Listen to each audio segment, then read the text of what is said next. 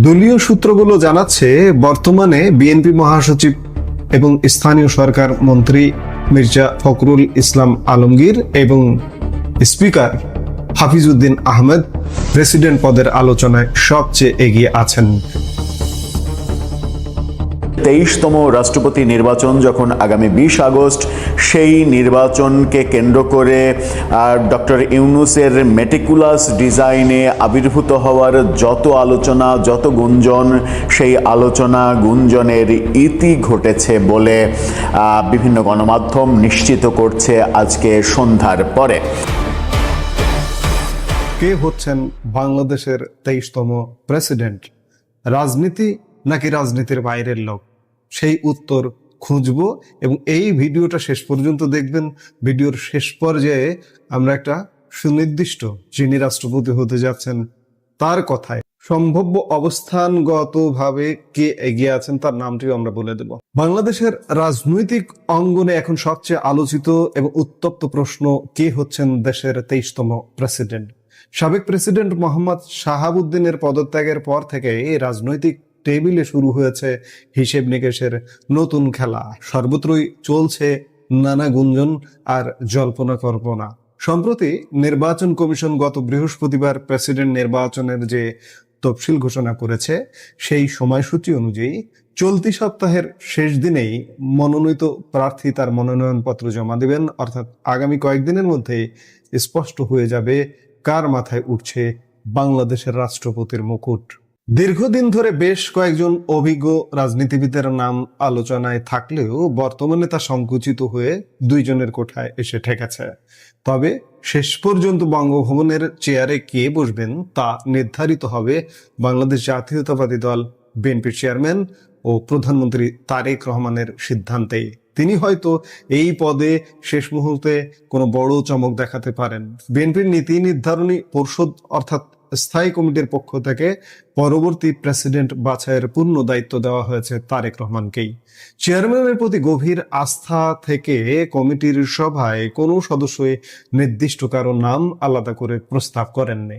দলীয় সূত্রগুলো জানাচ্ছে বর্তমানে বিএনপি মহাসচিব এবং স্থানীয় সরকার মন্ত্রী মির্জা ফখরুল ইসলাম আলমগীর এবং স্পিকার হাফিজউদ্দিন আহমেদ প্রেসিডেন্ট পদের আলোচনায় সবচেয়ে এগিয়ে আছেন। বিএনপির উচ্চ পর্যায়ের একটি নির্ভরযোগ্য সূত্র নিশ্চিত করেছে যে দলের কোনো জ্যেষ্ঠ বা সিনিয়র নেতাকে দেশের পরবর্তী প্রেসিডেন্ট হিসেবে বেছে নেওয়া হবে। সেই হিসেবে বেশ কয়েকজন বর্ষিয়ান নেতার নাম প্রাথমিক তালিকায় ছিল, যদিও দলের বাইরে থেকেও কারো নাম আলোচনার টেবিলে উঠে এসেছিল।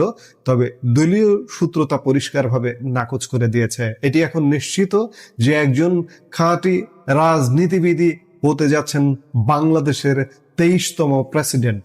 বিএনপির অভ্যন্তরে রাষ্ট্রপতির পদটি নিয়ে সবচেয়ে বেশি আলোচনা চলছে দলীয় মহাসচিব মির্জা ফখরুল ইসলাম আলমগীর, স্থায়ী কমিটির জ্যেষ্ঠ সদস্য ডক্টর খন্দকার মোশাররফ হোসেন এবং আরেক স্থায়ী কমিটির সদস্য ডক্টর আব্দুল মঈন খানের নাম নিয়ে।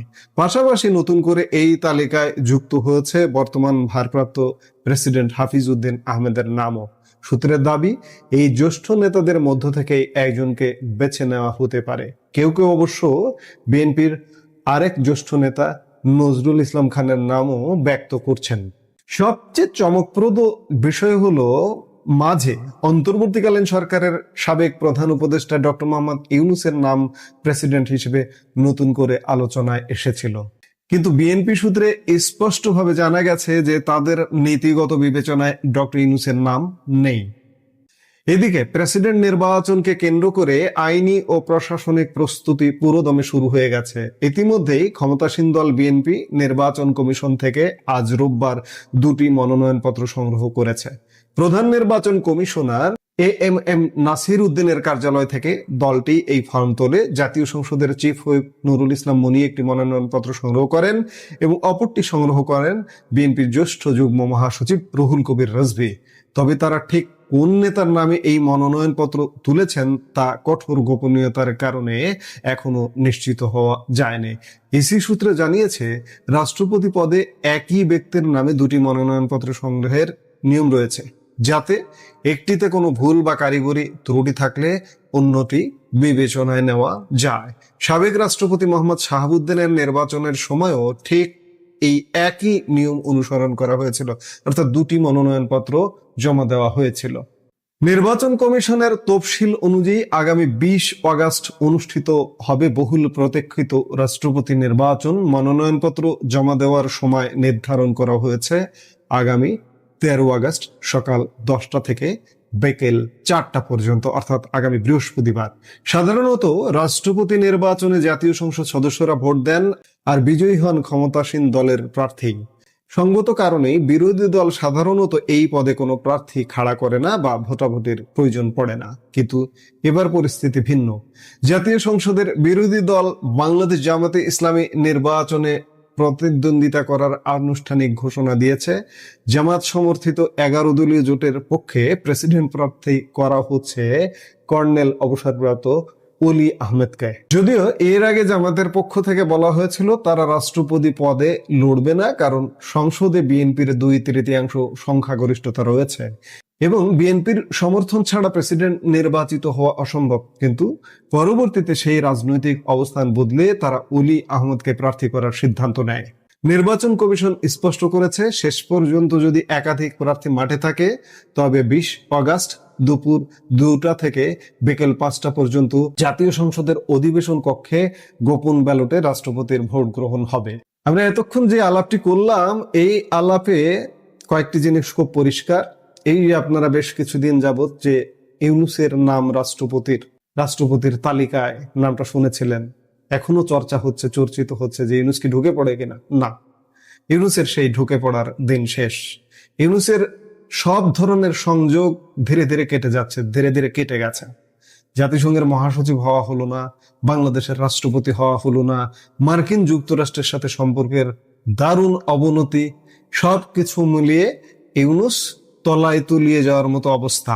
এবং এটি অন্ততপক্ষে নিশ্চিত যে বাংলাদেশে আগামী দিনে, আমরা শুরুতে বা শিরোনামে যেটি বলছিলাম যে মাত্র কয়েকদিন, 20 তারিখে আমরা নির্বাচন হবে, যেহেতু জামাত প্রার্থী দিচ্ছে সেহেতু একটা ফর্মালিটিজের নির্বাচন হবে। জামাত যদি প্রার্থী না দিত, বিএনপির যদি একক প্রার্থী থাকতো, তাহলে জাতীয় সংসদে গিয়ে ভোটাভুটির আর প্রয়োজন হতো না। নির্বাচন কমিশন কোনো অন্য প্রার্থী না থাকায় একজন বিএনপি যার নাম ঘোষণা করত, যার নামে মনোনয়নপত্র জমা দিত, তাকেই বিনা প্রতিদ্বন্দ্বিতায় বেসরকারিভাবে নির্বাচিত ঘোষণা করত। কিন্তু জামাত এখানে নির্বাচনে নামছে এবং বিএনপি থেকে রাজনীতিবিদ হবে স্বাভাবিকভাবেই। নামটা সুস্পষ্ট করে বলেই দেই, খুব বেশি সম্ভাবনা আছে মির্জা ফখরুল ইসলাম আলমগীর এক নম্বরে তিনি এগিয়ে আছেন। তিনি বাংলাদেশের আগামী বা 23তম রাষ্ট্রপতি নির্বাচিত হতে যাচ্ছেন, যদি কোনো বিশেষ কোনো ঘটনা না ঘটে। কারণ এর মধ্যে বাংলাদেশে অনেক ঘটনা ঘটে গেছে, বিএনপি সরকার নিয়ে ঘটনা ঘটে গেছে, সরকারটাকে নানাভাবে খেলা হয়েছে। রাষ্ট্রপতি নির্বাচন নিয়েও খেলাটা থেমে যাচ্ছে, রাজনীতি উল্টো দিকে ঘুরছে। রাজনীতি যে বাংলাদেশটাকে ব্যর্থ করে দেবার সব চেষ্টা ছিল 24 সাল থেকে 24 পরবর্তী সময় থেকে, সেগুলো এখন উল্টো দিকে ঘোরা শুরু হয়েছে। রাষ্ট্রপতি যদি বিএনপির একজন রাজনীতিবিদ নির্বাচিত হয় আর মাত্র কয়েকদিন, আজকে আমরা কথা বলছি 9 তারিখে, মাত্র 11 দিনের মধ্যে পরিষ্কার, যদি বিএনপির রাজনীতিবিদ কিংবা মির্জা ফখরুল ইসলাম আলমগীর, হাফিজউদ্দিন আহমেদ কিংবা ডক্টর মঈন খান কিংবা ডক্টর মোশাররফ হোসেন, তাদের মধ্যে যদি কেউ নির্বাচিত হন রাষ্ট্রপতি, তাহলে বুঝবেন যে বাংলাদেশ ইতিবাচক ধারায় বা ইতিবাচক রাজনীতির দিকে যাওয়া শুরু হয়েছে। ওই যে বিভিন্ন প্রভাবের মাধ্যমে যে রাষ্ট্রপতি নির্বাচন বা সরকারের মধ্যেও ঢুকিয়ে দেওয়া হয়েছে, পররাষ্ট্রমন্ত্রী এসে বিভিন্ন কিছু, সেগুলোর একটু ফুল স্টপ আসা শুরু হয়ে গেছে। এটি মাত্র 11 দিনের মধ্যে বুঝতে পারবেন। এটি নিশ্চিত যে বাংলাদেশের রাজনীতি একটু ভিন্ন দিকে যাচ্ছে, ইতিবাচক দিকে যাচ্ছে। আরেকটা কথাও বলে নেই যে তারেক রহমানও খুব সম্ভবত ভারত সফরে যাচ্ছেন। আজকে রোববার আমরা কথা বলছি, সোম মঙ্গলবার আগামীকাল ভারতের হাইকমিশনার দীনেশ ত্রিবেদীর প্রধানমন্ত্রী তারেক রহমানের সাথে প্রথমবারের একটা সাক্ষাৎ আছে। আগামী সোম মঙ্গলবার মানে এই সপ্তাহের মধ্যে রাষ্ট্রপতি কে হচ্ছেন, প্রধানমন্ত্রী তারেক রহমান ভারত যাচ্ছেন কিনা, এগুলো সবকিছু পরিষ্কার হওয়া যাবে। কাজেই আমরা আশা করছি যে বাংলাদেশের রাজনীতি ইতিবাচক দিকে যাচ্ছে। যে ধ্বংসাত্মক, যে নানান রকম মারকাট, জঙ্গিদের নানা তৎপরতা, রাষ্ট্রপতি ধ্বংস করো, সংবিধান ধ্বংস করো, নতুন করে সব গড়ো, স্বাধীনতা ভলুণ্ঠিত করো, মুক্তিযুদ্ধ শেষ করে দাও, এগুলো মনে হয় অবসান হতে যাচ্ছে। অবস্থা সেটাই বলছে। এখন দেখার বিষয়, আমাদের কয়েকদিন অপেক্ষা করতে হবে, তাহলে আমরা পরিষ্কার হয়ে যাব। সব মিলিয়ে বাংলাদেশের রাজনীতিতে এখন একটাই বড় প্রশ্ন, তারেক রহমানের চূড়ান্ত ট্রাম্প কার্ড কে হতে যাচ্ছেন? বিএনপি কি দলীয় মহাসচিব মির্জা ফখরুল ইসলাম আলমগীরকে বঙ্গভবনে পাঠাবে, নাকি ভারপ্রাপ্ত প্রেসিডেন্ট হাফিজ উদ্দিন আহমেদকে পূর্ণাঙ্গ দায়িত্ব দেবে? 20 আগস্টের আগে 13ই আগস্ট মনোনয়ন জমার দিনই মিলবে সব প্রশ্নের উত্তর। আর এই কথা সত্য যে ভোটাভুটি করতে হোক আর যেটি হোক না কেন, বিএনপি যাকে মনোনয়ন দেবে এবং আগামী 13 আগস্ট যার নামে মনোনয়ন পত্র জমা হবে আগামী বৃহস্পতিবার, তিনি যে রাষ্ট্রপতি হচ্ছেন, জামাতের অলি আহমেদ যে হবেন না এটি নিশ্চিত, কিন্তু একটা ফর্মালিটিস করা লাগবে 20 আগস্ট। এখন দেখার বিষয়, আমরা নিশ্চয়ই দেখব। এই মুহূর্তের ভিডিও থেকে বিদায় নিতে চাইছি। দেখা হচ্ছে পরবর্তী ভিডিওতে। সে পর্যন্ত ভালো থাকুন, সুস্থ থাকুন। বিএনপির 2/3 সংখ্যাগরিষ্ঠতা রয়েছে, সেই ক্ষেত্রে বিএনপির কোনো সমস্যা নেই। এখানে ভোট প্রয়োজন 350 এমপির ঠিক অর্ধেক, অর্থাৎ 176টা ভোট দরকার। 176টা ভোট হলেই যে কেউ মানে রাষ্ট্রপতি নির্বাচিত হবেন, এটাই বাস্তবতা। সেই ক্ষেত্রে বিএনপি সকালবেলা একটা কনফিউশন তৈরি করেছিল, সেই কনফিউশন নিয়ে গণমাধ্যমে রিপোর্টও হয়েছে। এই রিপোর্টটা দেখে নিন। সেখানে 71 টেলিভিশন বলছে রাষ্ট্রপতি নির্বাচনে 2টি মনোনয়ন ফর্ম নিল বিএনপি, 2টা মনোনয়ন ফর্ম নিয়েছে এবং বিএনপির নেতা প্রধানমন্ত্রীর উপদেষ্টা রুহুল কবির রিজভী এবং জাতীয় সংসদের চিফ হুইপ মনি, তিনি এই দুটো ফর্ম সংগ্রহ করেছেন। তখন থেকে একটা কনফিউশন তৈরি হয়েছিল যে তাহলে কে, মানে 2 জনের অপশনে এখনও বিএনপি আছে।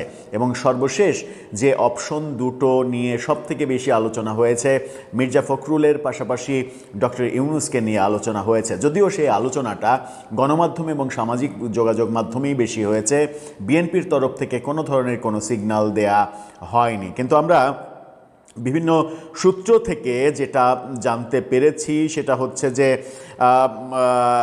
ডক্টর ইউনূসের সুযোগ সামান্য একটু অবশিষ্ট ছিল, কারণ হচ্ছে মার্কিন যুক্তরাষ্ট্রের যে ডেমোক্র্যাট দল এবং সেই ডেমোক্র্যাট দলের প্রভাবশালী নেতাদের সুপারিশ এবং তারা জাতিসংঘ হয়ে জাতিসংঘের প্রভাবশালী ব্যক্তিদেরকে দিয়ে বাংলাদেশকে প্রভাবিত করার চেষ্টা অব্যাহত রেখেছে, এরকম তথ্য আমরা পাচ্ছিলাম। এবং এই তথ্য যখন পাচ্ছিলাম তখন পর্যন্ত মনে হচ্ছিল যে ডক্টর ইউনূস শেষ পর্যন্ত, আমরা যদি 13 তারিখে মনোনয়নপত্র জমা দেয় বিএনপি, তাহলে শেষ মুহূর্তে গিয়ে ডক্টর ইউনূসের নামে মনোনয়নপত্র জমা দিলেও অবাক হওয়ার কিছু থাকবে না। কিন্তু আজকে মানে বিএনপি দলীয় একজন মানে বলিষ্ঠ নেতা, যদিও এখন বিএনপির রাজনীতির সঙ্গে অতটা ঘনিষ্ঠভাবে জড়িত নন, একসময় মানে সাবেক নেতা বিএনপির কদিন আগেই যিনি মারা গেছেন, ইহলোক ছেড়েছেন, বেগম খালেদা জিয়া, সাবেক প্রধানমন্ত্রী, তার রাজনৈতিক সেক্রেটারি না কি যেন একটা খুবই গুরুত্বপূর্ণ পদে ছিলেন মোজাদ্দেক হোসেন ফালু, তার যে টেলিভিশন চ্যানেল এনটিভি নিশ্চিত করছে বিএনপি এবং বিএনপির প্রধান তারেক রহমান এবং বর্তমান সরকারের প্রধান তারেক রহমান, তিনি সিদ্ধান্ত নিয়েছেন রাষ্ট্রপতি কে হবেন এবং সেই সিদ্ধান্ত হচ্ছে মির্জা ফখরুল ইসলাম আলমগীর, তিনিই হতে যাচ্ছেন বাংলাদেশের 23তম রাষ্ট্রপতি। এনটিভির এই শিরোনামটা দেখে নিন, রাষ্ট্রপতি পদে মির্জা ফখরুলকে বেছে নিল বিএনপি, অর্থাৎ ডেফিনিট নিউজ দিচ্ছে এনটিভি। এছাড়া আরও একাধিক গণমাধ্যমে এই খবরটা চোখে পড়েছে। এনটিভি বলছে দেশের 23তম রাষ্ট্রপতি হিসেবে নির্বাচনের জন্য বিএনপির মহাসচিব মির্জা ফখরুল ইসলাম আলমগীরকে মনোনয়ন দেওয়ার সিদ্ধান্ত নিয়েছেন দলটির চেয়ারম্যান এবং প্রধানমন্ত্রী তারেক রহমান।